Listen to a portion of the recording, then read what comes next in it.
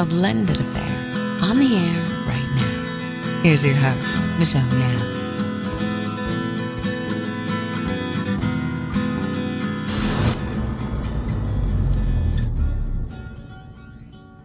I practice and preach civility outside of the mat. As soon as I cross the circle, I'm coming for blood. I won ACCs twice. I was a 3-time All-American, most wins in a career, top 10 in NCAA history. My biggest thing is trying to make athletes conscious of the words that they're using. This is about how we treat one another. When we diminish others, we only diminish ourselves. How do we empower as many people as possible to have a voice?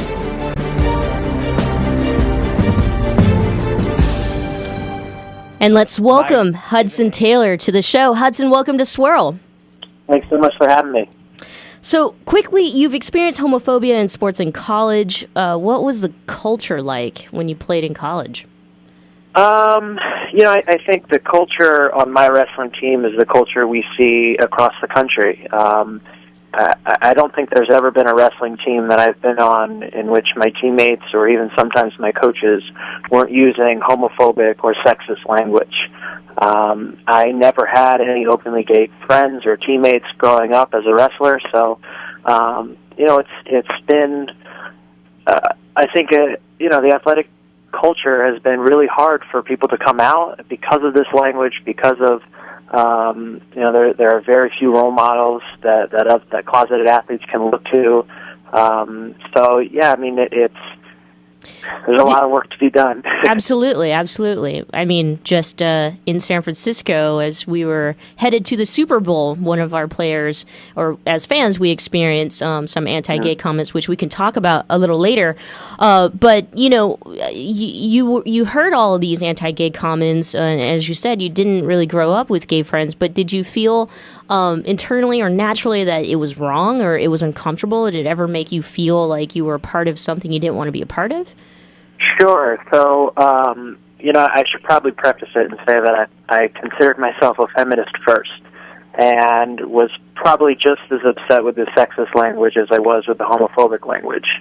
So often growing up, I think sport not only taught me wonderful things, but also reaffirmed or kind of kept this cycle of traditional gender roles. And it was problematic. It is problematic. And I think my consciousness first started to get raised. I was a theater major at the University of Maryland, and I had friends who were coming out, and seeing the open and accepting theater department and juxtaposing that with the homophobia of the locker room really put it into perspective for me and made me realize, this isn't what I want of my sport, this isn't what I want of my team, and that I, as an athlete, am in a unique position to do something about it. Now, you started playing with an HRC sticker that you slapped onto your helmet, which basically was the start of a media frenzy. A lot of people started paying attention to you, but also you had so much backlash. Can you talk a little bit about that? Yeah, so the HRC sticker was sort of the catalyst for me going from a private local ally to making this a big mission of mine. My senior year of college, I put that sticker on, and it was interesting. Two things happened as a result of that. The first is that the conversation that I was having with my teammates about respect, about sportsmanship, about how we should and should not treat one another, that I think they were really understanding and they were willing to get behind. That conversation all of a sudden shifted into being about politics and religion. For some reason, that sticker changed the conversation and made it really divisive. And I just started getting in yelling matches with my teammates, and it just sort of devolved into who could scream louder for longer. Did that result in your record-breaking wins and pins? Was all the anger that you were getting? Is that what was it about? No. I mean, truthfully, I ended up actually taking the sticker off because it got to the point where my practices became more about why I was wearing the sticker and less about what we were trying to accomplish athletically. I was in a position to really try to win a national title, and I kind of drew a line for myself and said, you know what, I'll tone down my advocacy on the mat, but I'm going to speak that much louder off the mat. And that kind of leads me into the second kind of thing of why that sticker really changed my life is one day after practice, a coach pulled me aside and said, "Hudson, I see you wearing the sticker and talking to teammates about these issues, and I want you to do an interview with this website called Outsports."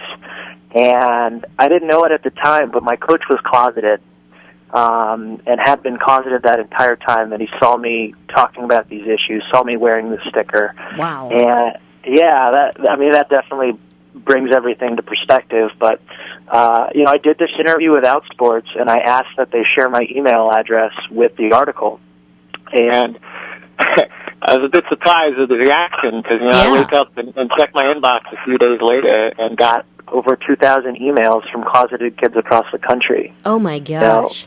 Who all reached out and said, "Hudson, I see you wearing this sticker. I see you speaking out, and for the first time in my life, I feel like I can join a sports team."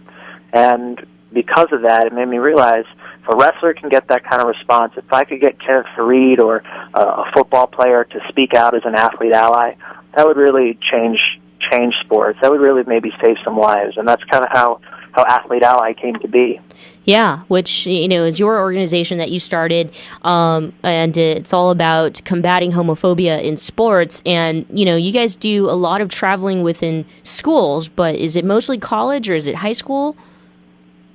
Yeah, so I primarily have been going to colleges. Those are it's the athletic departments that have taken an interest in engaging their student athletes, coaches, and administrators in this conversation. So while we're still trying to figure out how to better crack into the high school area, my advocacy thus far has been at the college level.